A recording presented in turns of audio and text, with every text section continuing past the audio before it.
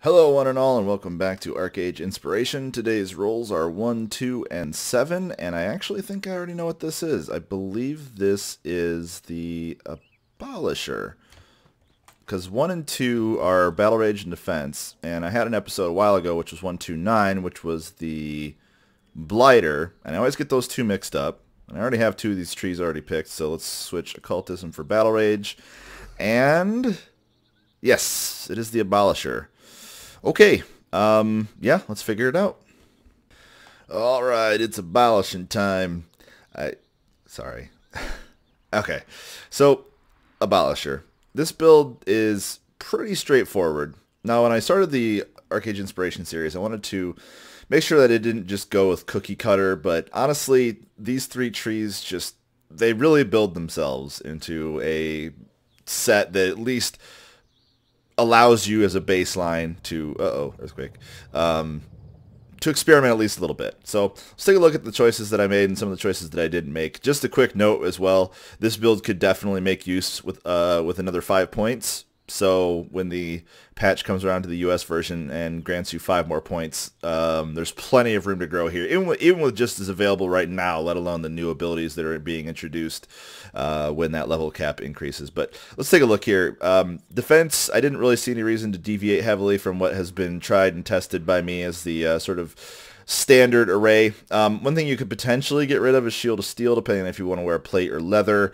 I would recommend probably keeping it, at least at first, maybe changing it out later. The problem is that you're going to want to get Bear's Vigor because of the huge amount of extra health that it gives in conjunction with Refreshment, and this is the 10th point. So if you do get rid of Shield of Steel, you actually still have to get something else in the defense tree to make up for it. So because Shield of Steel does give you a nice boost to defense, maybe allowing you to wear leather, it's an option. Moving over to Battle Rage, this is a pretty standard array of things. If you're gonna go mostly on the passives, you have Triple Slash and Charge. You can charge in, Triple Slash to follow up. You have Precision Strike for a large amount of damage, Bond Breaker for its ability to remove CC elements that would otherwise hinder you, Tiger Strike for mobility, and of course the amazing Battle Focus, reducing magic damage that you take. Oh no, sorry, that's Frenzy. It does that. But it does increase your melee critical damage while giving you oh, that's right. This is the one that gives you the 28% parry chance. My bad. Made this build and didn't even read half the stuff that I picked. I guess. That's what I get for recording this early in the morning. Anyway, we're actually picking up dual wield proficiency here, not for the dual wield parry deflection, although you could potentially switch over to a dual wield roll after, say, readout is done, and you can use that as extra defense against archers.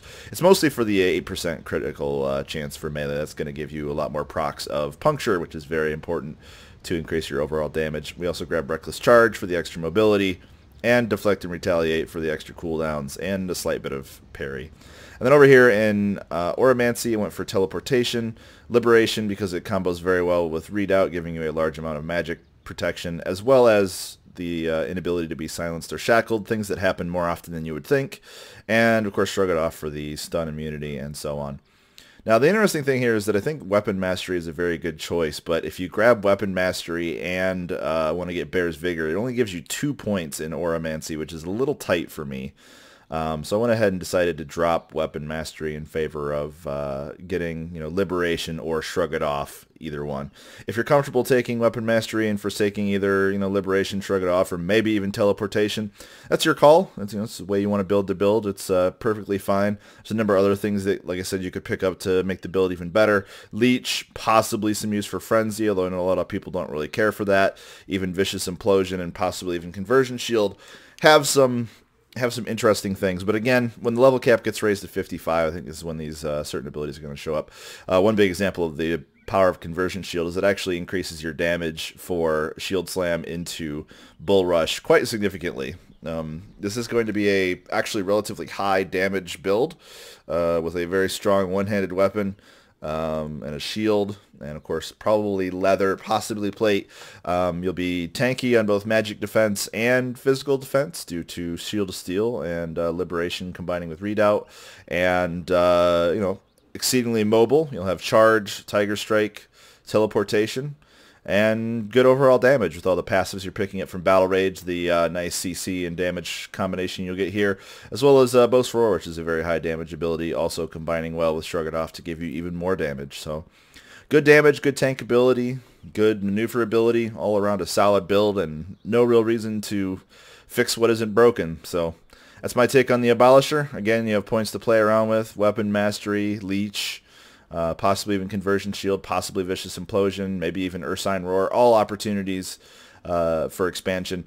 Imprison, probably not completely necessary here, but again, just to get to the Amazing Bear's Vigor, you do have to fill in a few more spots. So you could maybe get, you know, Toughen and or Revitalizing Cheer, possibly Olo's Hammer for a little bit of extra crowd control in the 2.5 second trip. But that's all up to you. That's all I really had to say about the Abolisher. Thanks for watching.